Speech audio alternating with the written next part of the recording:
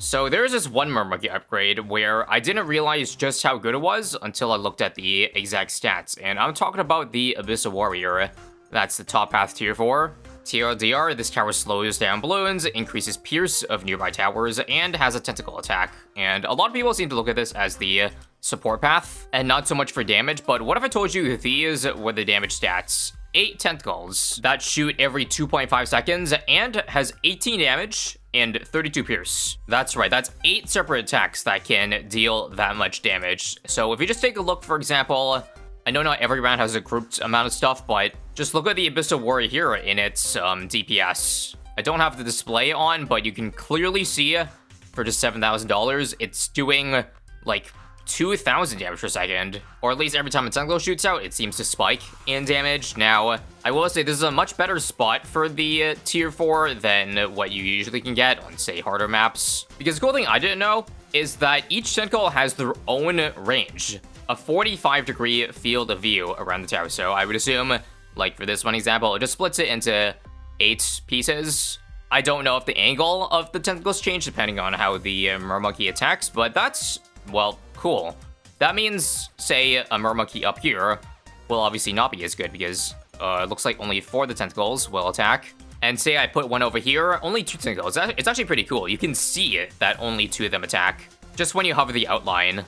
I must stress though, 99% of the time, it won't be doing that much damage. However, I will say that 99% of the time, it will do that much damage in a race. The Monk Limptics have arrived on carts and darts with, well, none other than the Mermonkey Tower, and a couple other towers enabled, all regrow. And looks like the gold medal time right now is 235. Once again, ignore the hacker. Bronze medal being 242, and yeah, how generous of Ninja Kiwi to hand out 47 other medals for finishing in the top 50, which right now is 3 minutes, but I'm gonna try to go, of course, as fast as possible. I played this race for like 30 to 45 minutes already, so I kind of have an idea of what to do.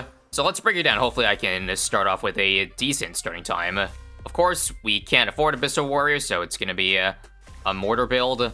And now is a good time to mention that it's really only the Abyssal Warrior that we're looking at. I don't care about the tier 3 upgrade, whatever that is, because it's nowhere near as good. Let me explain why while I try to survive this. Well, as I showed you earlier, it does 18 damage. I repeat, 18 damage, and 18 damage is, conveniently, enough to break down entire ceramic into nothing. So that means, if we get it in the race here, then it will, like, not leave that much clutter. If you can one-shot a ceramic, then, well, that's so much less balloons to deal with. But of course, it costs, like, how much money? I forget, but that's why we do ice shards first. I'll do 3 of them, and then I think I'll build my Abyssal Warrior right now. 53, get the camo cross, but I don't care about Echo Sense Sniper. Actually, I do.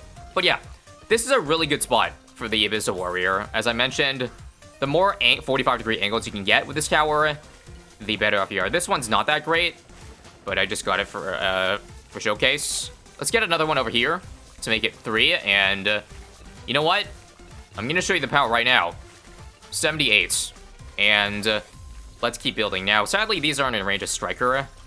Striker gives, what do you call it? 25% extra pierce to toughen range. And, oh god, Rigo Farm. This is not good. Maybe I sent too aggressively. Yeah. Yeah, either that or I gotta get Striker in range of more than Mermonkey so they can, you know, get more pierce. Alright, time to run it back then. This time, Striker a little bit lower so we can get more Mermonkeys in range when we remove the stuff here eventually. Ice shards? I think I might just try to push it a little bit. Yeah, let's go quicker. 45. Ice shards number 2. And ice shards number 3. And now Abyssal Warrior time. So what I should do is, because of the pierce bonus, I should try to, 1, get in range of the ice shards. That was not it for the first one. Maybe this one will do better though. Like that. Forgot to buy Excense Network. And how about another one over here, because these ones are still missing range. 62 now. Still take it slow. I think this is in range of Striker. Yep, easily. What I should do also is try to group them together. Make a tentacle, like, groupie. Phrasing. But because they buff each other, the 15%. So this one doesn't have 15%. which means I could probably improve on that. I forgot to send 78, so that's my bad. But this is much better. Ignore the lag.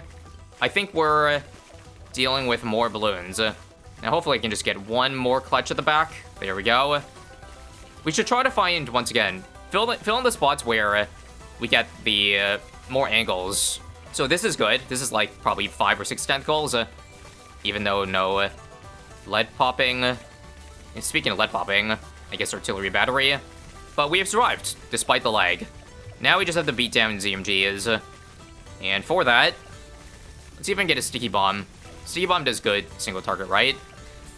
I can sell this now. There we go. To one-shot the last balloon, it would be snipers. So we'll get that. Sure, use artillery battery now, too. And come on, pop them down. If there's one thing mermonkey struggles with, it's the single target. Because holy crap. Remember this thing did like 2k DPS? It's doing like 20 right now. Yikes. And that's due to none other than its, well, high pierce but not high base damage. I think this SpongeBob meme perfectly encapsulates the Abyssal Warrior. Anyway, I also messed up, and the last balloon has taken way too long to pop here, so we can obviously work on that. Also, wait. Why is it... Okay, it was just stunned and doing no damage there for a while. Because was it, like, under the underpass? Either way, that is currently good for 164, but obviously, that's not a good time for my standards. Okay, new plan. Let's start ice shards here. I left space on the right side for the mermonkey, so I'm gonna place my 3 ice shards very carefully here, and very calculated. 49 now, and then leave more room. Another gap. So this will be a mermonkey. If I survive it, but I don't. Alright, this run looks a lot safer and slower. Please, for the love of God, survive this run. We do. This will be a decent time, right? 54. I'll sell the Immortar now, because Tentacles proc pretty often. But look at this. This is better, I think. Now we have it affecting all 3. Now I just, once again, need to double up, so 62. And another mermonkey here. Do I pair the top one with another one, or nay? I'm gonna go with nay. Let's just build another one here, and let's go now. 7. Second time save. If we survive. Keyword if. I might need more ice shards, to be frank. Because this is a scary dense amount of balloons, but there's another one. And another one to double up. But no, we're clear by a landslide. Nothing is even getting past this spend here. Okay. But now to send round 80 out. I was slow doing that. That's my bad. Gotta rush sticky bomb. I think what other people do is also a boomerang. If you get a permacharge, I think that'll deal some pretty good single target damage. Don't think I need artillery battery, do I? Because it's not good, like, single target. I need to break down the ZMG. Let's keep it in place so more sticky bombs land on it. And we will sell for permacharge ASAP. What do I sell, though? Or rather, when do I sell? Let's wait a little bit longer. Maybe until it pops. So I would say... yeah, now. 1, 2, 3, 4... one more. And there we go. Last off. Buy this. Set this on strong. And this should hold ideally, right? Come on. Nice. We got all of it.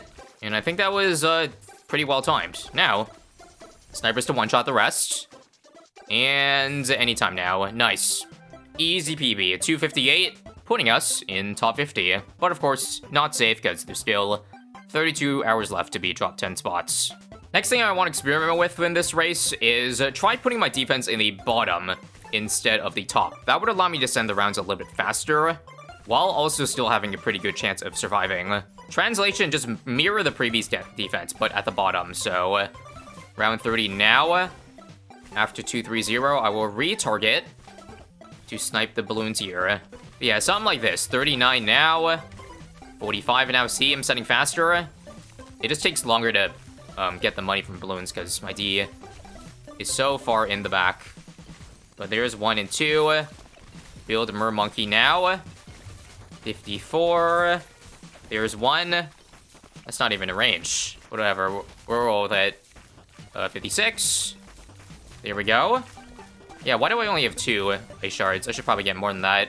Or do I, actually? Maybe spamming mermonkey is the way to go. Yeah, I'm going now. I don't care. I need to pair up. I need to double up this mermonkey over here.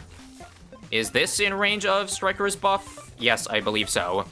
So that gets 25% pierce. And here comes the leg. I think it's inevitable, no matter what we do. I'm gonna build another one here, because, oh boy, those cerams. I think we might lose to that, but let's hope not. Nah. Close, though. Here come the leaking balloons. Oh my god. How did we even clutch that? Oh.